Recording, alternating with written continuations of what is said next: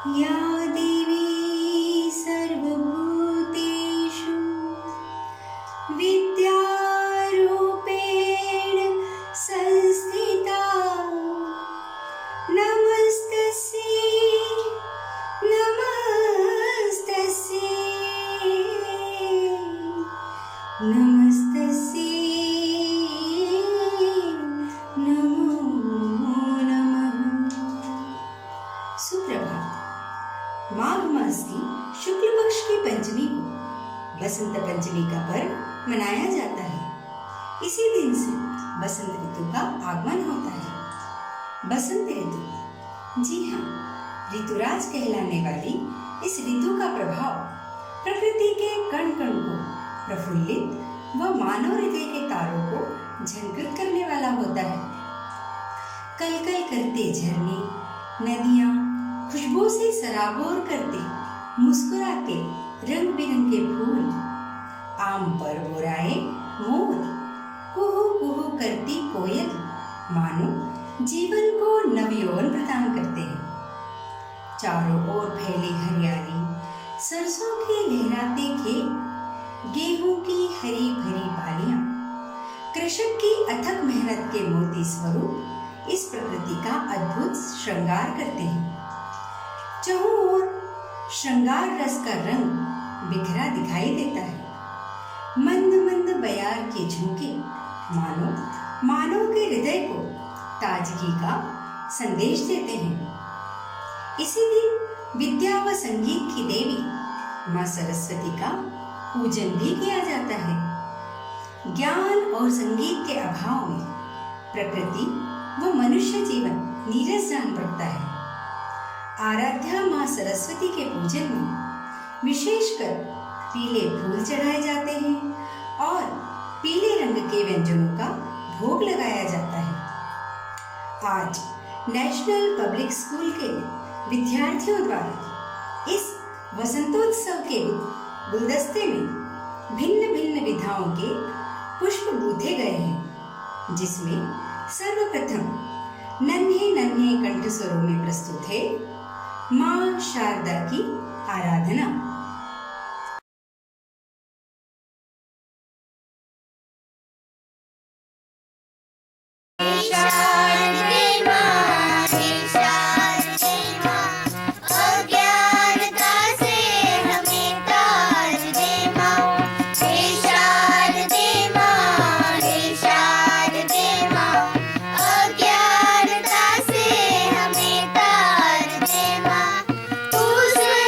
देवी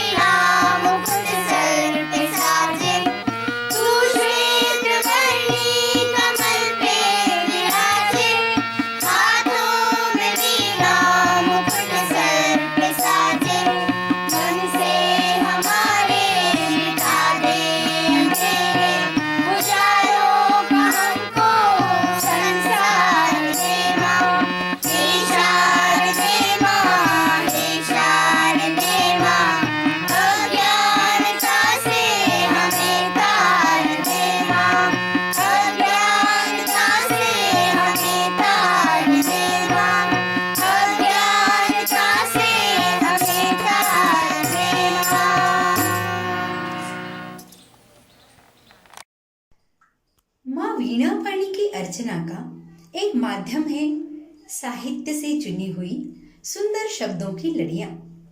साहित्य के बिना संस्कृति अपूर्ण जान पड़ती है। मन के भावों को मूर्त रूप देने की शक्ति शब्दों के पास होती है। तो बसंत पंचमी पर अपने भावों को व्यक्त करने जा रही हैं हमारे विद्यालय की छात्रा कुमारी श्रुति बियाला।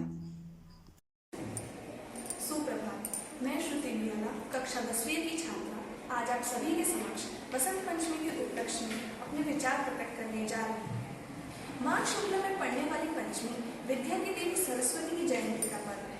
इसीलिए इस दिन माँ सरस्वती का पूजन अर्चन किया जाता है। बसंत ऋतु का महत्व अन्य सभी ऋतुओं से बढ़कर होता है, इसीलिए इसे ऋतुराज भी कहा जाता है। भगवान श्री कृष्ण इस उत्सव के आदि देवता, इसीलिए ब्रज प्रदेश में बसंत पंचमी को राधा और कृष्ण की आनंद विनोद की लीलाओं के साथ मनाया जाता है। बसंत पंचमी ऐसी परंपराओं से बना हुआ है जो हमें जीवन में रचनात्मकता, मिठास और ज्ञान का सही अर्थ समझाता है। बसंत पंचमी का पर्व प्रकृति के उल्लास का पर्व है। बसंत पंचमी से ही बसंत की शुरुआत मानी जाती है। वन, उपवन, गांव, गली, घर आदि सभी जगह बसंत की छटा देखकर मानव का मन आनंदित हो जाता है। बसंत पंचमी में पीले रंग का एक बहुत ही खास महत्व होता है। घर में पीले चावल बनना, केसर या खीर बनना आदि जैसे पकवान बनाए एवं खाए जाते हैं। आखिर प्रकृति भी तो हमारे सामने पीले रंग में ही तो प्रकट होती है। यह ऋतु स्वास्थ्य की दृष्टि से भी उपयुक्त है। प्रातः भ्रमण करने से शरीर में स्फूर्ति आती है और मन प्रसन्न रहता है और एक प्रसन्न और स्फूर्तिदायक मन में अच्छे विचार आते हैं। और एकमात्र यही कारण है कि कवियों ने अपनी रचनाएं भी इसी ऋतु में की है। बसंत पंचमी हमें यही संदेश देता है कि हमारे जीवन का केवल एक ऋतु ही नहीं, बल्कि हमारे हर जीवन का हर एक दिन बसंत पंचमी जैसा ही पल्लवित हो। धन्यवाद। आप सभी को बसंत पंचमी की हार्दिक शुभकामनाएं। पथ में अगर चारों ओर फैली हरियाली हो, ठंडी हवा के झोंकों के साथ मधुमाती फूलों की सुगंध हो, कुहू कुहू गाती कोयलियां कानों में मिश्री सी घोल रही हो और प्रकृति के संगीत पर थिरकता मयूर हो, तो अनायास ही पथिक के कदम थम जाएंगे और इस ताल पर उसका मन मयूर नाच उठेगा। जी हाँ, कुछ इसी भावनाओं को व्यक्त करता है हमारा यह ऋतु गीत, जिसे प्रस्तुत कर रहे हैं ये नन्हे नन्हे गायक।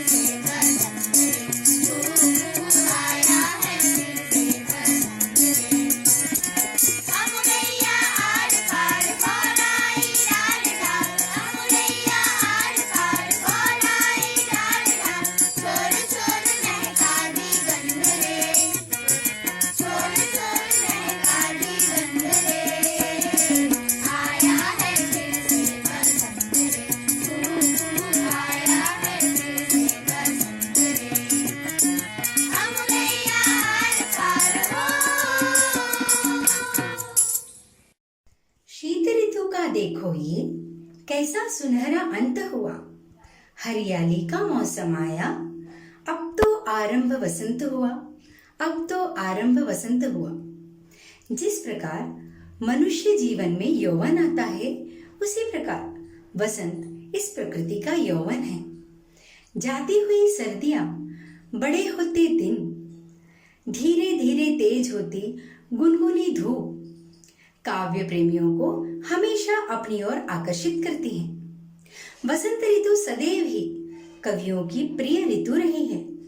हमारे विद्यालय के नन्हे कवि भी अपनी कविता के साथ आपको वसंत के आगमन का संदेश देना चाहते हैं। जी हाँ, प्रस्तुत है बाल कवि अक्षत खंडेलवाल। सुप्रभात। मैं अक्षत खंडेलवाल कक्षा 8वीं का छात्र आपके समक्ष बसंत पंचमी के उपलक्ष्य पर कविता प्रस्तुत करने जा रहा हूँ। कोयल कूक रही बागों में, नाचे झिंगुर मोर, ऋतुओं का राजा आया है, सभी मचाए शोर। कण कण में मस्ती छाई है, आया है मधुमास, बौराया लगे मस्त महीन, कहते फागुनी मास, कहते फागुनी मास।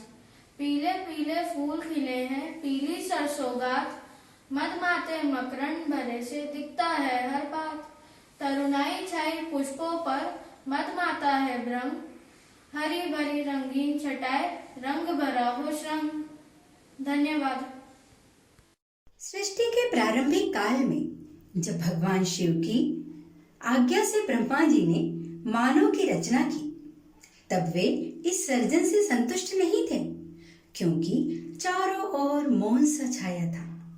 तब भगवान विष्णु ने आदिशक्ति माँ दुर्गा का आह्वान किया और इस समस्या का समाधान करने हेतु प्रार्थना की। तब माँ आदिशक्ति के शरीर से श्वेत रंग का एक भारी तेज उत्पन्न हुआ, जो एक दिव्य चतुर्भुज नारी के रूप में बदल गया, जिनके एक हाथ में वीणा तथा दूसरे हाथ में वरमुद्रा थी, एवं अन्य दोनों हाथों में पुस्तक एवं माला थी। इन देवी ने जब वीणा का सुमधुर वादन किया, तब प्रकृति में चहुं ओर सुमधुर नाद का संचार हुआ एवं शब्द तथा रस का उद्गम हुआ। इन देवी को वीणा की अधिष्ठात्री देवी सरस्वती कहा गया। सरस्वती को वागीश्वरी, भगवती, वीणावादिनी, शारदा तथा वाग देवी सहित अनेक नामों से पूजा जाता है। वीणा पाणी देवी की स्तुति करने प्रस्तुत है विद्यालय की ये नृत्यांगनाएं।